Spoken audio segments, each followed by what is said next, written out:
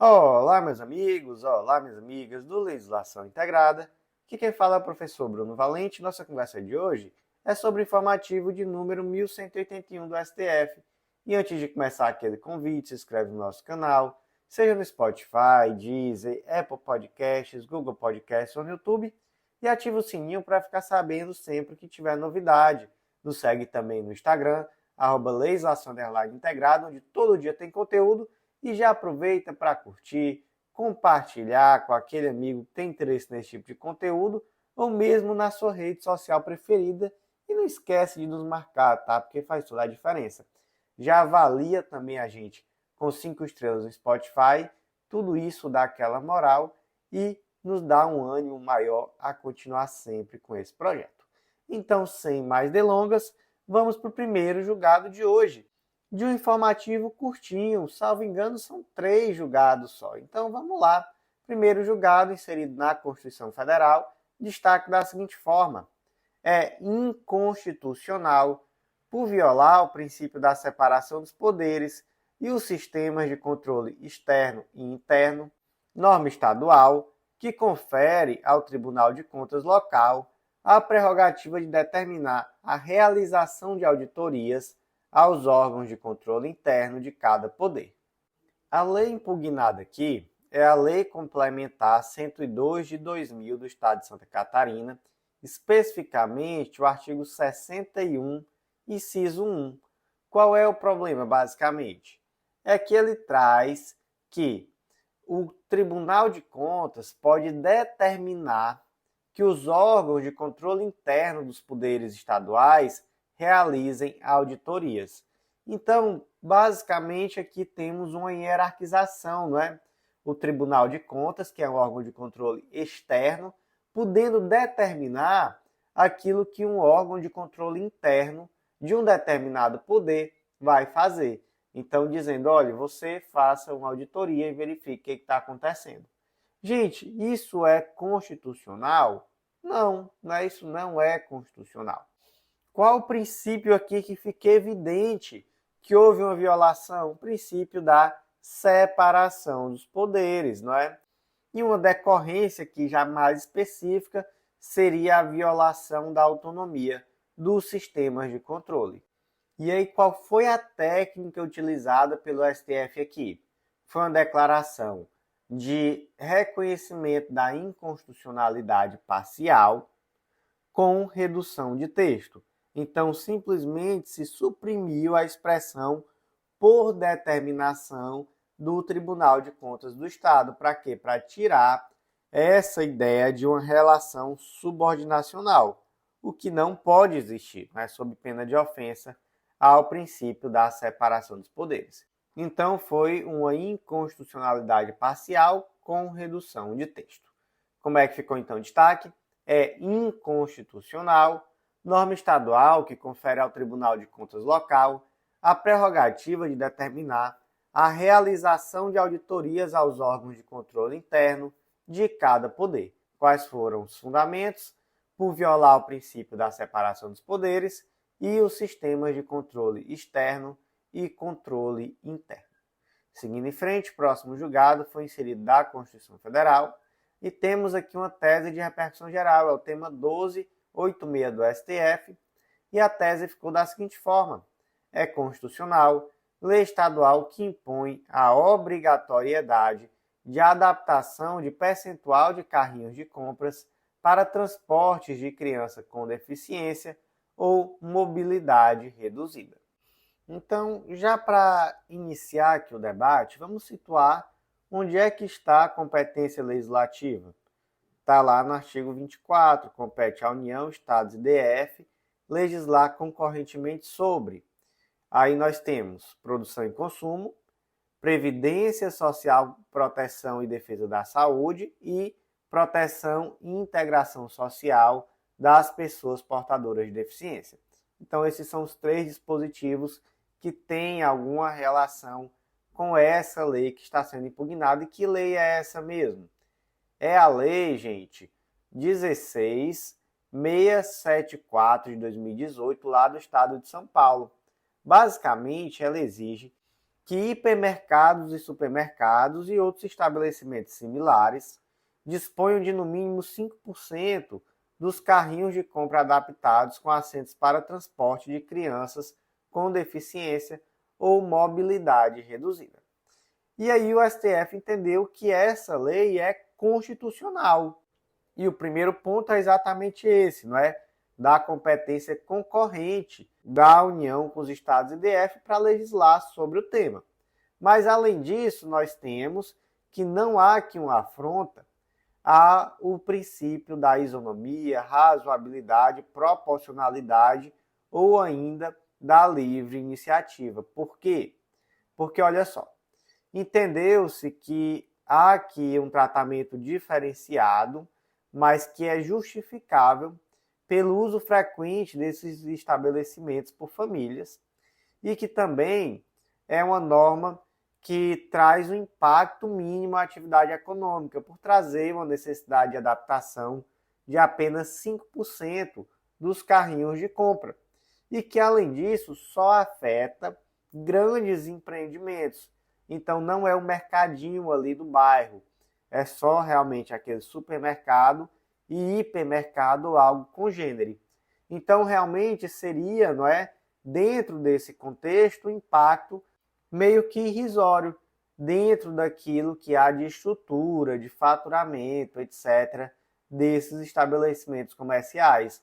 Tudo isso em prol de algo que seria muito importante, porque complementaria as normas existentes de acessibilidade e contemplaria essas famílias que têm crianças com algum tipo de deficiência, de mobilidade reduzida. Além disso, o STF também trouxe que já se afirmou a constitucionalidade de normas semelhantes. Então, listou aqui, por exemplo, a ADI 903, a ADI 2572 e a ADI 6989. Então, gente, basicamente, formalmente é constitucional, porque a competência legislativa é concorrente, atende ao princípio da isonomia, não atenta contra a livre iniciativa, e, além disso, foi feito no julgado aquela análise de razoabilidade e proporcionalidade. E aí, como é que ficou a tese de repercussão geral, tema 1268? É constitucional, lei estadual que impõe a obrigatoriedade de adaptação de percentual de carrinhos de compras para transporte de crianças com deficiência ou mobilidade reduzida. E antes de seguir em frente, eu vou fazer aquele convite que hoje vai ser bem rápido, tá? Acesse legislaçãointegrada.com.br e vem fazer parte do Clube da Lei, nosso clube de membros que dá acesso a todas as leis integradas e a mais de 100 planos de leitura, tudo que você precisa para um estudo completo, atualizado e organizado de lei seca e jurisprudência. Vem também conhecer a Editora Integrada, vem publicar com a gente. Você vai ver que é mais fácil do que você imagina e pode ser um baita diferencial em uma futura prova de títulos.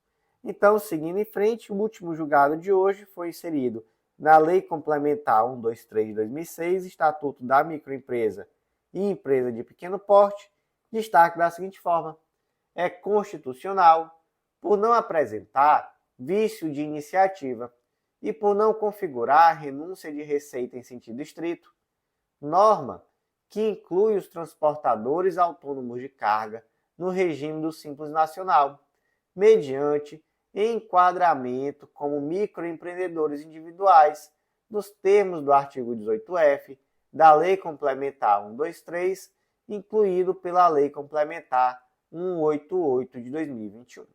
E aqui temos, então, a Lei Complementar 188 de 2021, que alterou a Lei Complementar 123 para trazer a possibilidade desse transportador autônomo de cargas, que está escrito como MEI, aderir ao Simples Nacional. E aí a legislação já traz quais são os limites de receita bruta para que essa pessoa possa aderir ao Simples Nacional. Aí vem o questionamento: trata-se de uma lei constitucional? Gente, a resposta é sim, tá? Por quê? Por que isso é constitucional? Vou listar aqui 4 pontos fundamentais do destaque desse julgado. Não há ausência ao princípio da livre iniciativa, não há renúncia de receita tributária, há aqui uma finalidade de inclusão previdenciária e formalização de trabalhadores que estão historicamente marginalizados, e ainda não há nenhuma afronta à cláusula pétrea ou direitos fundamentais. Então esses são os pontos centrais, não é? Mas vamos aprofundar, porque nós temos alguns pontos muito relevantes e esse é um julgado muito bom, inclusive, para trabalhar outros temas de repercussão geral. Então, primeiro ponto, não há aqui um vício em virtude da iniciativa parlamentar. Por quê? Porque, gente, para começar, tese de repercussão geral, tema 682 do STF, inexiste na Constituição Federal reserva de iniciativa para leis de natureza tributária, inclusive as que concedem renúncia fiscal. Então, olha só, ainda que fosse uma legislação que concede uma renúncia fiscal, não haveria uma iniciativa privativa do chefe do Poder Executivo. Mas, só para que fique claro, tá? Não há renúncia tributária aqui, beleza? Eu só quero que você foque que a lei de natureza tributária não vai ter, não é, uma iniciativa privativa do Poder Executivo simplesmente por ser uma lei de natureza tributária, tá? Mas olha só, o Simples Nacional, ele é um regime jurídico, ele não é um benefício fiscal, tá? Então, muito cuidado, é um regime jurídico, é uma opção. Você opta pelo regime jurídico A ou pelo regime jurídico B, beleza? E o próximo ponto é que nós temos aqui uma lei que traz uma inclusão, não é? Então, muitos desses trabalhadores estavam marginalizados, estavam fora da Previdência Social e agora eles podem efetivamente integrar a Previdência Social de uma forma muito mais simples. Então, de fato, há um caráter social muito forte nessa lei, beleza? O outro ponto que foi analisado, e você já pode ter em mente, né, que esse aqui foi o motivo real do questionamento da constitucionalidade dessas leis, foi que houve uma redução da receita destinada ao SEST e ao SENAT, mas isso não é fundamento suficiente para invalidar a norma. Então não há aqui qualquer ofensa a direito fundamental e muito menos a cláusula pétrea, beleza? Então, ainda que a nova lei traga eventualmente um impacto financeiro para entidades paraestatais do terceiro setor, mesmo assim, isso não é motivo para tornar essa lei inconstitucional. A nível de aprofundamento aqui, totalmente já, tá? Não tem tanta relação com o julgado, mas eu trouxe aqui o tema de repercussão geral 363 do STF, para você também guardar no seu coração, que ele diz que é constitucional o artigo 17, inciso 5º da Lei Complementar 123, que veda a adesão ao Simples Nacional a microempresa e empresa de pequeno porte que possua débito com o INSS ou com as fazendas públicas estadual, federal ou municipal, cuja exigibilidade não esteja suspensa. Então, gente, como é que ficou? O último destaque de hoje é constitucional, norma que inclui os transportadores autônomos de carga no regime do Simples Nacional mediante enquadramento como microempreendedores individuais, nos termos do artigo 18F da Lei Complementar 123, incluída pela Lei Complementar 188 de 2021. E, meus amigos, por hoje foi isso, informativo curtinho, do jeito que a gente gosta.